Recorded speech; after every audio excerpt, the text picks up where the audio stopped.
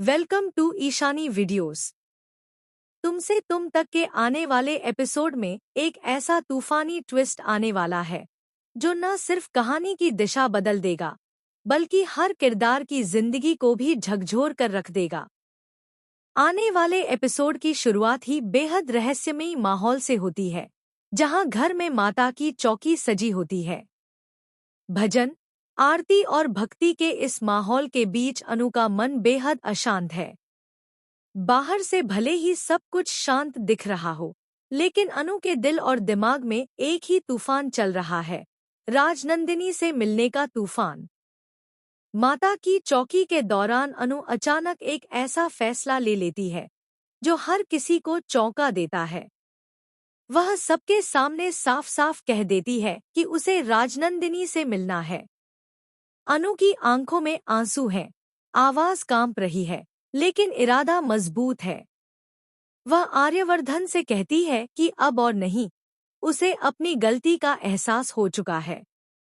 वह राजनंदिनी से माफी मांगना चाहती है, अपने मन का बोझ हल्का करना चाहती है। अनु को लगता है कि अगर वह एक बार राजनंदिनी से मिल लेगी तो उसकी सारी परेशानियां, सारे सवाल, सारी उलझनें खत्म हो जाएंगी। लेकिन अनु को क्या पता था कि आर्यवर्धन का जवाब उसकी उम्मीदों को पूरी तरह तोड़ देगा। आर्यवर्धन बेहद सख्त लहजे में साफ कह देता है कि वह राजनंदिनी से उसे नहीं मिलवा सकता। आर्यवर्धन की ये बात सुनते ही अनु के पैरों तले जमीन खिसक जाती है।